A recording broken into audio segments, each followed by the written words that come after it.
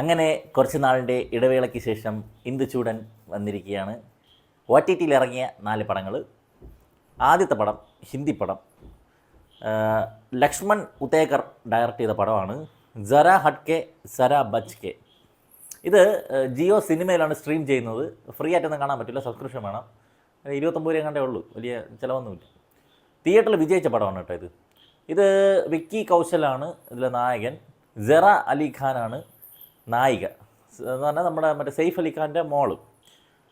അപ്പോൾ ഇതെന്ന് പറഞ്ഞാൽ ഒരു ഇടത്തരം കുടുംബത്തിൽപ്പെട്ട അവർക്ക് വീടില്ലാത്തവർക്ക് അവരനുഭവിക്കേണ്ടി വരുന്ന അവരുടെ ഒരു ജീവിത രീതിയിൽ, അതായത് താഴെത്തട്ടിലുള്ളതല്ല മേളിൽ പണക്കാരായിട്ടുള്ളത്, ഇതിൻ്റെ ഇടയിൽ മിഡിൽ ക്ലാസ്സിലായിട്ട് പോകുന്ന ആൾക്കാരുടെ കുറച്ച് പ്രശ്നങ്ങൾ അഡ്രസ്സ് ചെയ്യുക, അത് രസകരമായിട്ട് അവതരിപ്പിക്കുക എന്നുള്ള ഉദ്ദേശത്തോടെ ഇറങ്ങിയ പടമാണ്.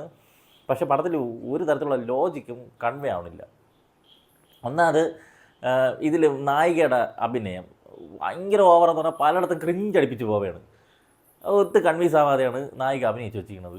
അതുപോലെ പല സീനുകളും സിനിമയിൽ കെട്ടി തിരിവ് കയറ്റി വെച്ചിരിക്കും പോലെ കണ്ടിട്ടുണ്ട്. ഇടയ്ക്ക് ഒരു ഇപ്പോൾ ഗവൺമെൻറ്റിൻ്റെ പദ്ധതികളുണ്ടല്ലോ, ഗവൺമെൻറ് പദ്ധതികൾ കിട്ടാനുള്ള മാനദണ്ഡങ്ങൾ നമുക്ക് അറിയാമെന്നുള്ള കുറച്ച് കാര്യങ്ങളുണ്ട്. ഇതുമായിട്ട് യാതൊരു ബന്ധമില്ലാത്ത രീതിയിലാണ് സിനിമ എടുത്തു വെച്ചിരിക്കുന്നത്.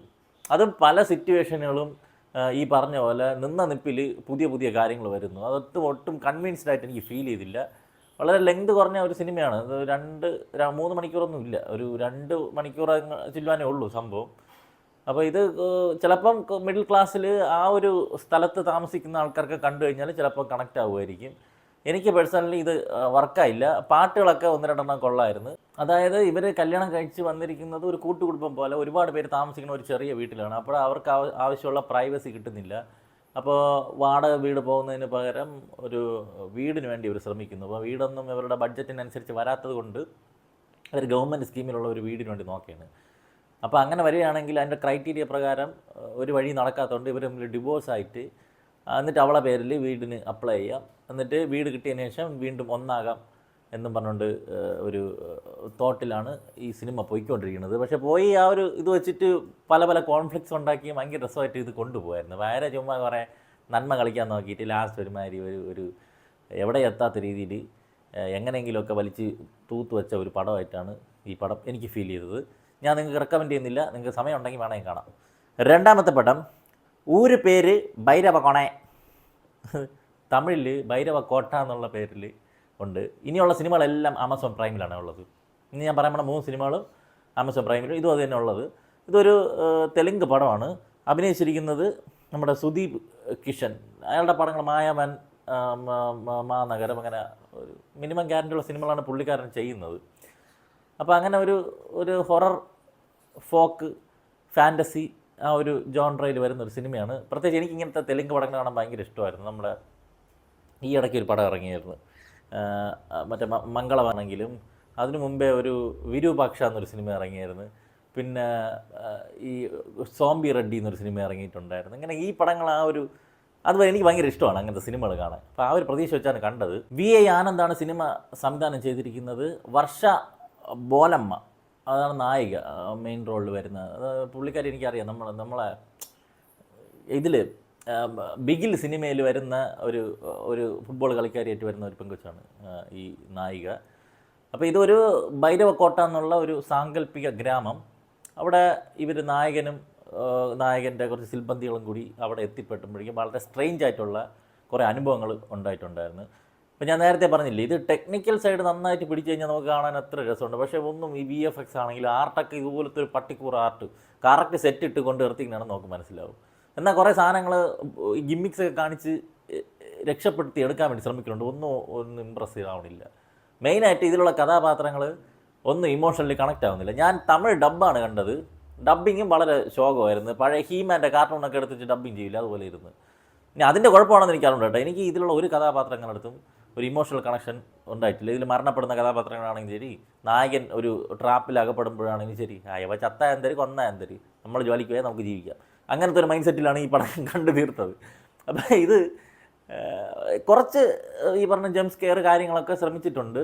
പക്ഷേ തുടക്കം കുറച്ചു നേരം കഴിഞ്ഞ് ബോറടിച്ച് പിന്നെ എന്തൊക്കെയോ സംഭവങ്ങളുണ്ടെന്ന് തോന്നി. ഇനി അങ്ങോട്ട് എന്തൊക്കെയോ വരാനുണ്ടെന്ന് ഭയങ്കരമായിട്ട് കോൺഫ്ലിക്ട്സുകൾ വരികയും നമ്മളായിട്ട് കുഴപ്പിക്കുകയും ചെയ്യുന്നുണ്ട്. ഇതെന്താണെന്നൊരു എത്തിപ്പിടിയും കിട്ടാതെ ആ ഒരു ത്രെഡ് അതൊരു പുതുമയുള്ള ത്രെഡായിട്ട് എനിക്ക് തോന്നി. ഈ രാത്രി നടക്കുന്ന സംഭവങ്ങൾ പകലില്ല, ഇതിൻ്റെ ഒരു അവസാനം എന്താണെന്ന് അറിയാനുള്ള ഒരു ക്യൂരിയോസിറ്റി കണ്ടുകൊണ്ടിരുന്ന സമയത്ത് എനിക്കും ഉണ്ടായി.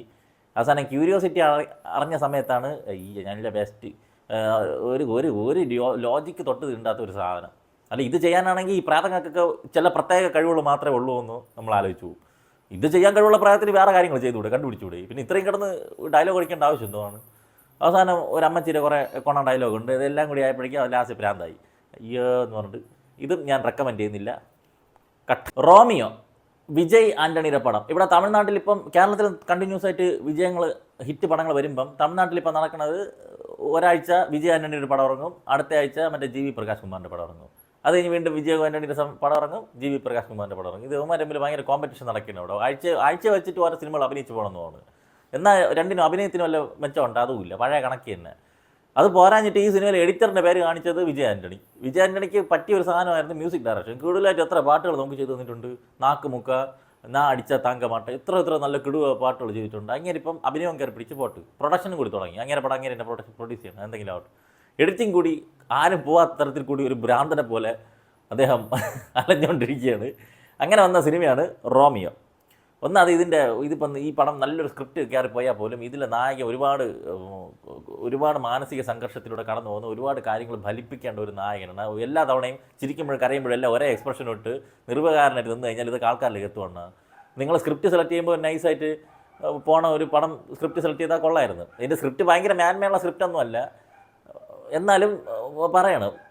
അതുപോലെ ഇവരുടെ ഈ കഥാപാത്രങ്ങൾ ഓരോ സിറ്റുവേഷനിൽ ബിഹേവ് ചെയ്ത് കഴിഞ്ഞാൽ ഇയാളെന്ന് പറഞ്ഞാൽ ഒരു മൊണ്ണേഷ് കഥാപാത്രം, വലിയ മാന്യനും സത്യസന്ധനും ഒക്കെ ആയിട്ടുള്ള ഒരാളാണ്, പക്ഷേ മൊണ്ണേഷാണ്, പറഞ്ഞിട്ട് കാര്യമില്ല.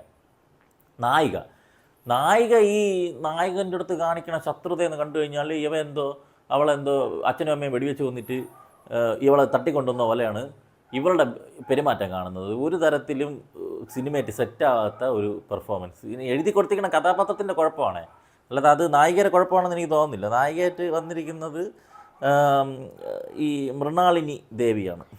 പിന്നെ VTV ഗണേശുണ്ട്, വലിയ വെറുപ്പിക്കൽ. യോഗി ബാബുവിന് നല്ല റോളുണ്ട്, പക്ഷേ കാര്യമൊന്നുമില്ല. യോഗി ബാബുവിൻ്റെ ഒന്നും ഇപ്പയാക്കല്ലോ. ഇപ്പോൾ പറഞ്ഞ ഒരു സിനിമയിലും യോഗി ബാബുവിൻ്റെ ഒരു ഈ സാധനം ഇപ്പോൾ വരുന്നില്ല, അത് ഔട്ട്ഡേറ്റഡായി പോയതാണ് എനിക്ക് തോന്നുന്നത്. ഡയറക്റ്റ് ചെയ്തിരിക്കുന്നത് വിനായക് വൈദ്യനാഥൻ. കഥ, നായികയ്ക്ക് സിനിമയിൽ അഭിനയിക്കാൻ മോഹം, സിനിമാക്കാരിയാണ്, പക്ഷേ വീട്ടുകാർ ഭയങ്കര ഓർത്തഡോക്സാണ്, അവിടെയൊക്കെ പോയാൽ തെറ്റിപ്പോവും, പഠിച്ചാൽ മതി എന്നുള്ള സെറ്റപ്പിൽ ഇരിക്കുമ്പം വീട്ടുകാരെ കണ്ണ് വെട്ടിച്ചിട്ട് ഇവൾ സിനിമയിലേക്ക് ട്രൈ ചെയ്തുകൊണ്ടിരിക്കുന്ന സമയത്ത് ഇവളെ പിടിച്ച് വിജയ് ആൻ്റണിക്ക് കെട്ടിച്ചു കൊടുക്കും. അപ്പോൾ വിജയ് ആൻ്റണി അടുത്ത് കല്യാണം കഴിക്കാൻ യാതൊരു താല്പര്യമില്ല. അപ്പോൾ വിജയ് ആൻ്റണി ഭാര്യയുടെ ആഗ്രഹം നടത്താൻ വേണ്ടിയിട്ട് ഭാര്യയെ വേറെ ആരെങ്കിലും കയറി ഇൻറ്റിമേറ്റ് ചെയ്യുന്ന സീനുകളുണ്ടാവുമെന്ന് പേടിച്ച്, അല്ല സീനുകളുണ്ട്, അതുകൊണ്ട് ഞാൻ തന്നെ നായകനാണെന്ന് വിചാരിച്ച് അയാൾ തന്നെ പ്രൊഡ്യൂസ് ചെയ്ത് അയാൾ തന്നെ നായകനായി ഒരു സിനിമ വരെയാണ്. അതിൻ്റെ ഇടയ്ക്ക് ഒരു ഫ്ലാഷ് ബാക്ക്, അന്യൻ്റെ കോപ്പി അടിച്ചിട്ടുള്ള ഒരു ഫ്ലാഷ് ബാക്ക്, തങ്കച്ചിപ്പാസം, അങ്ങനെ ഇടയ്ക്ക് കുറേ റബനെ ബനാതെ ജോഡി, കുറച്ച് അന്യൻ, കുറച്ച് റമോ എന്ന് പറഞ്ഞാൽ മറ്റേ റമോ അല്ല, ഈ മറ്റേ തമിഴിലെ റമോ ഇല്ല, ആ റമോ. പിന്നെ അന്യനിലെ തന്നെ അമ്പിയുണ്ട് കേട്ടോ, അമ്പിയുണ്ട്, അന്യനിലെ റമോ ഉണ്ട്, പിന്നെ അന്യനിലെ ഫ്ലാഷ് ബാക്ക് ഉണ്ട്, ഇങ്ങനെ കുറേ ഉണ്ട്. പക്ഷേ അന്യനിലെ കഥയല്ല. ഇപ്പോൾ കഥ ഇതാണ്, ഇത് എന്തായിത്തീരും എങ്ങനെ ആയിത്തീരും എന്നുള്ളതൊക്കെ തന്നെയാണ്. ഒരു സീനുകളും എല്ലാം കുറേ ക്രിഞ്ചടിപ്പിച്ച് നമ്മളെ ബോറടിപ്പിച്ചല്ലാതെ ഒരു തരത്തിലും എൻഗേജ് ചെയ്യിപ്പിക്കാത്ത ഒരു സിനിമ. ഈ പടവും ഞാൻ നിങ്ങൾക്ക് സജസ്റ്റ് ചെയ്യില്ല, 3 ബോംബ്.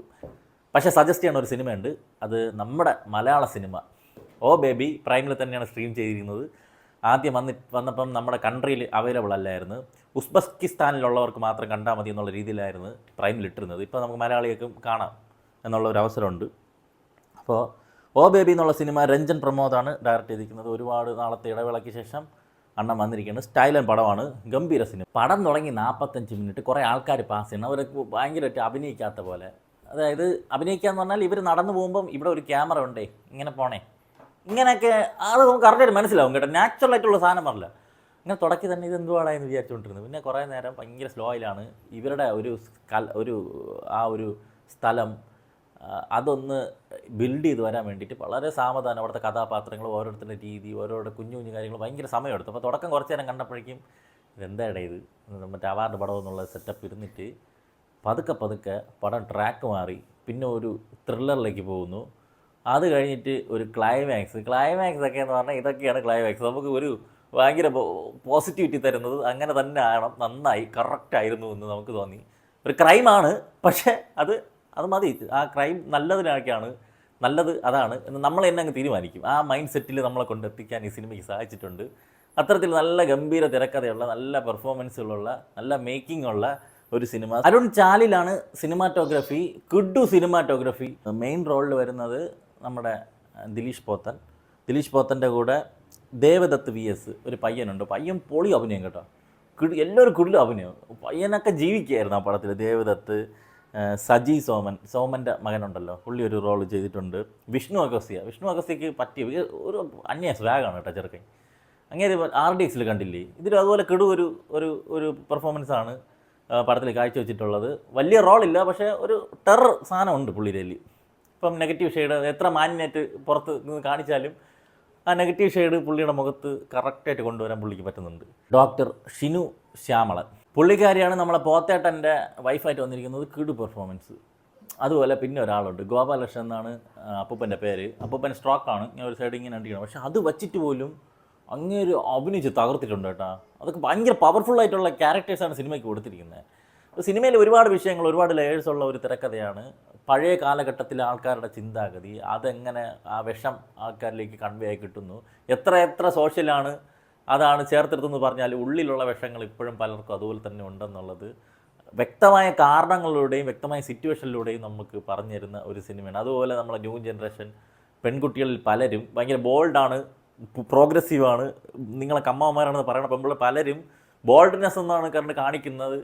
അവർ വേറെ ഏതോ പ്ലാനറ്റിൽ നിന്ന് വന്ന ആൾക്കാരെ പോലെ ബിഹേവ് ചെയ്യുന്നത്, അത് മറ്റ് സമൂഹത്തിൽ നിന്ന് എങ്ങനെ വ്യത്യാസപ്പെട്ട് നിൽക്കുന്നു എന്നുള്ളതും അവർ കാണിക്കുന്ന മണ്ടത്തരങ്ങളും ഒക്കെ, അങ്ങനെ ഒരുപാട് ലേയേഴ്സ്, ഒരുപാട് കാര്യങ്ങൾ ചർച്ച ചെയ്യുന്ന ഒരു കിടു സിനിമയാണ് നമ്മുടെ ഓ ബേബി എന്ന് പറയുന്നത്. എന്തോ തിയേറ്ററിൽ വന്ന് അധികം ആരും കണ്ടിട്ടില്ല, പ്രത്യേകിച്ച് പേരായിരിക്കും.